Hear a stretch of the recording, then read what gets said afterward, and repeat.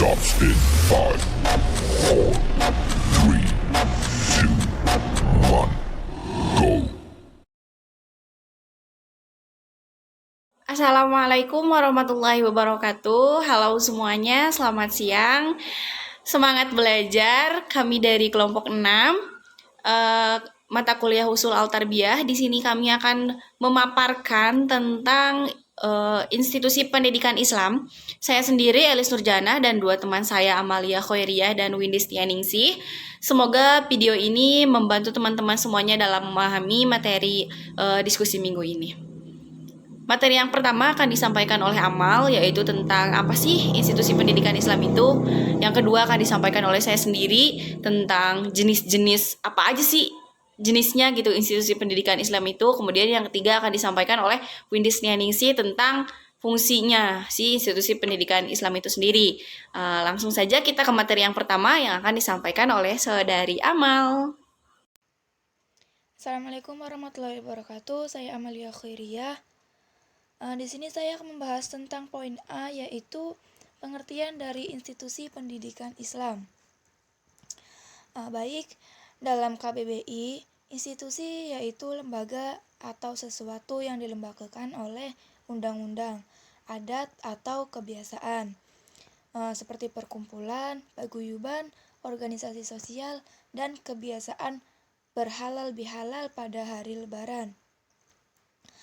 Dan sedangkan yang dimaksud dari institusi pendidikan yaitu sebuah lembaga badan yang menyelenggarakan kegiatan pendidikan, belajar mengajar, dan atau pelatihan. Institusi pendidikan formal diantaranya yaitu seperti sekolah dasar, sekolah menengah pertama, sekolah menengah atas, dan perguruan tinggi. Dan untuk pengertian dari institusi pendidikan Islam itu sendiri yaitu suatu bentuk organisasi yang diadakan untuk mengembangkan lembaga-lembaga Islam yang baik, yang permanen, maupun yang berubah-ubah dan mempunyai struktur tersendiri yang dapat mengikat individu yang berada dalam naungannya, sehingga lembaga ini mempunyai kekuatan hukum tersendiri. Seperti itu.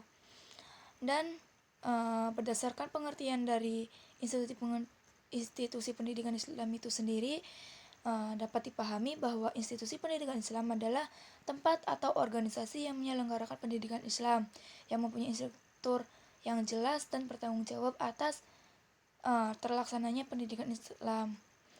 Oleh karena itu, lembaga pendidikan Islam tersebut harus dapat menciptakan sesuatu yang memungkinkan terlaksananya pendidikan dengan baik menurut tugas yang diberikan kepadanya, seperti sekolah atau madrasah yang melaksanakan proses pendidikan Islam.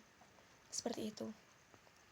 Oke teman-teman, kita langsung masuk ke pembahasan yang kedua. Jadi apa aja sih jenis-jenisnya institusi pendidikan Islam itu?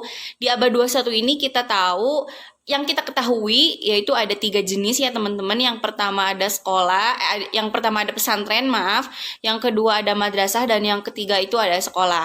Nah, kalau kayak lembaga pesantren itu sendiri kan pengajarannya tuh kayak Al-Quran, kayak Al-Quran, kemudian ada kitab kuning. Nah, tujuannya itu kan tujuan institusi pendidikan berbasis pesantren itu kan menghasilkan para ahli ilmu agama ya. Nah, kemudian apa sih namanya? Di tekniknya itu kayak collective learning process atau yang sering kita ketahui dengan bandongan gitu, yang kayak kalau kelompok-kelompok di pesantren kan ada yang kayak setoran tapi per kelompok mungkin yang per orangnya itu yang kita tahu dengan individual learning process ataupun yang sorogan satu orang kayak gitu teman-teman. Nah, kalau madrasah itu udah lebih modern teman-teman. Jadi kayak memberikan pendidikan pendidikan ilmu pengetahuan umum yang kemudian diseimbangi dengan pendidikan agamanya gitu. Dan juga di bawah Kementerian Agama ya sudah pasti. Nah, untuk visi misinya sendiri, ya ampun maaf ya banyak suara motor. Untuk visi misinya sendiri kayak sangat spesifik gitu. Kalau untuk madrasah tuh kayak sebenarnya madrasah itu sendiri tuh mengadopsi dari sistem pesantren gitu. Jadi memang lebih modern aja, ketambah sama adanya pengajaran ilmu pengetahuan umum kayak gitu. Nah, lanjut ya. Menurut Sidi Ghazalba, lembaga yang berkewajiban melaksanakan pendidikan Islam itu kan kita ketahui tadi ada 3. Nah, sekarang tuh ada lagi yang pertama, ada yang pertama itu institusi pendidikan Islam itu yang pertama adalah rumah tangga. Nah, di sini tuh kan ada pendidikan primer teman-teman, dari fase bayi sampai fase kanak-kanak yang diurus langsung atau yang diasuh langsung oleh kedua orang tuanya, yang kita tahu kan sebagai ibu itu adalah sekolah pertama bagi anak-anaknya. Nah, di sini fungsinya gitu kan. Di sini kayak family, keluarga maksud saya, kemudian orang tua, kerabat, saudara-saudara kayak gitu. Nah, yang kedua itu sekolah. Nah, biasanya sekolah itu, guru yang ada di sekolah itu harus kita jadikan sebagai orang tua kedua kita. Nah, di sekolah itu pendidikannya mulai sekunder, teman-teman. Nah, kayak apa sih, kita udah belajar banyak di sekolah gitu. Nah, yang ketiga itu ada kesatuan sosial atau yang sering kita tahu dengan lingkungan ya, kalau menurut saya. Kayak di sini tuh kayak ada pendidikan kebudayaannya, adat istiadat, kemudian ada kita belajar culture juga gitu kan dari si kesatuan sosial ini. Nah, dalam Al-Quran dan hadis sendiri secara eksplisit itu kan kayak untuk lembaga pendidikan itu yang pertama itu ada keluarga. Nah, ya udah pasti ya, keluarga itu sebagai tempat belajar pertama kita gitu kan. Kemudian ada sekolah yang sudah saya jelaskan tadi. Kalau sekolah itu apa ya, harus membentuk budi pekerti dan yang berdasarkan keagamaan gitu, yang setidak-tidaknya itu menjadi orang yang takwa gitu, yang menjalankan perintahnya dan menjauhi larangannya. Kemudian ada masyarakat yang seperti saya sebutkan tadi, kayak untuk belajar adat istiadat kayak gitu-gitu teman-teman. Kemudian ada masjid. Nah, peran masjid dalam pendidikan Islam itu kan sebagai informal ya, kayak lembaga pendidikan informal yang dilihat dari segi fungsinya kan sebagai tempat ibadah gitu, tempat mencari ilmu agama kan di dalamnya. Kemudian untuk peran sosial masyarakatnya sendiri itu kayak banyak hal-hal ataupun biasanya musyawarah kan biasanya dilakukan di masjid gitu kan untuk kemaslahatan bersama. Kemudian kalau kita tarik ke dulu-dulu ada namanya Al-Kutab, surau atau mungkin TPA ya kalau sekarang lebih dikenalnya, kayak di dalamnya itu kita mempelajari tentang anak-anak itu membaca Al-Quran, praktek ibadah sholat. Kalau kayak gitu itu dulu namanya Al-Kutab teman-teman. Mungkin sekarang itu tempat ngaji ya kayak gitu.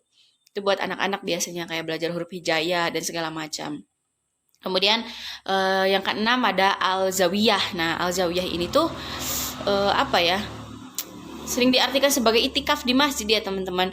Mungkin berkaitan, apa sih kaitannya dengan institusi pendidikan Islam? Nah, kan kalau dengan beritikaf tafakur itu kita kan belajar untuk meningkatkan keagungan ataupun hubungan kita hablum minallahnya gitu. Nah, kemudian ada Al-Maristan. Nah, Al-Maristan ini kayak sebagai lembaga penyembuh dan pengobatan gitu. Dulunya dipakai pada zaman keemasan Islam tuh, Al-Maristan itu sebagai lembaga belajar buat kayak pengobatan ilmiah yang kayak gitu-gitu. Kemudian ada Al-Ribat. Nah, secara harfiah ribat itu kan mudah dibuka ya, seperti ikatan rambut seorang wanita. Nah, hubungannya apa sih sama lembaga pendidikan gitu kan? Nah, di sini tuh kayak secara khusus dibangun untuk mendidik para calon sufi gitu, untuk guru spiritual kayak gitu teman-teman.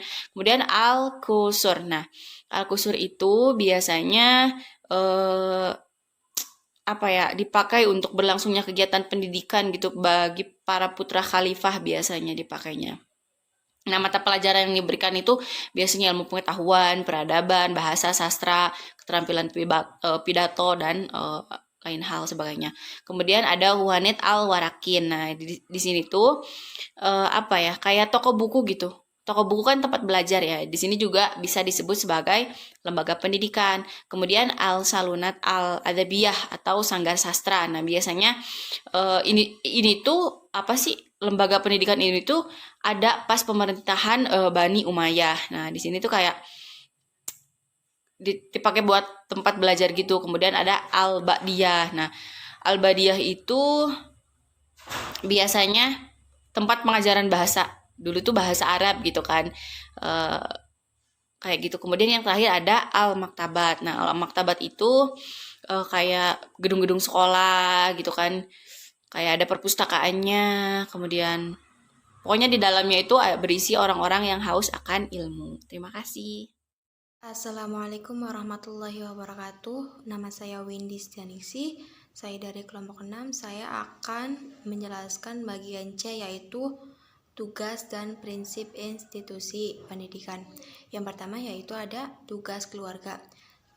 Sebagai orang tua, sepatutnya dan selayaknya kita memberikan contoh yang baik kepada anak-anaknya. Contoh baik tersebut bisa diterapkan sejak dini dan bisa mengenalkan dia pada Al-Quran. Yang kedua yaitu tugas sekolah atau madrasah. An-Nahlawi mengemukakan bahwa sekolah atau madrasah sebagai lembaga pendidikan harus mengemban tugas sebagai berikut. Yang pertama, merealisasikan pendidikan yang didasarkan atas prinsip pikir, akidah, dan tasyri yang diarahkan untuk mencapai tujuan pendidikan. Yang kedua yaitu menciptakan suasana kesatuan dan kesatuan antara peserta didik. Yang ketiga yaitu penyempurnaan tugas-tugas pendidikan keluarga, masjid, dan pesantren. Yang ketiga yaitu ada tugas lembaga pendidikan masyarakat. Tugas lembaga pendidikan masyarakat meliputi tugas masjid. Seperti pada umumnya masjid yang berfungsi sebagai tempat ibadah dan tempat untuk mencari ilmu agama.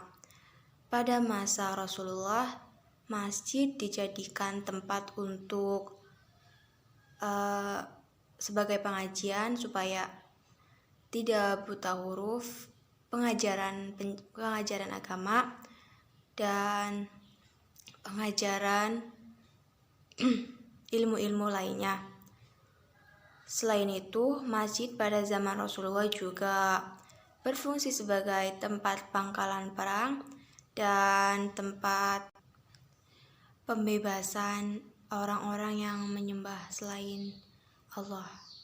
Kemudian, dari tujuan pesantren yang dikemukakan oleh Yusuf Amir Faisal, dapat dilihat tugas yang diemban pesantren adalah yang pertama, mencetak ulama yang menguasai ilmu-ilmu agama.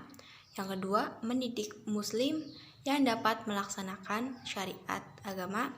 Yang ketiga yaitu mendidik agar objek memiliki kemampuan dasar yang relevan.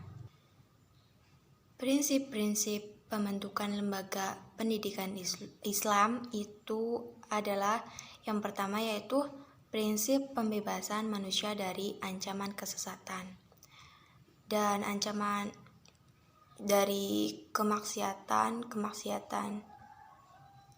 Yang kedua yaitu prinsip pembinaan umat Islam yang keseimbangan hidup bahagia dan di dunia akhirat.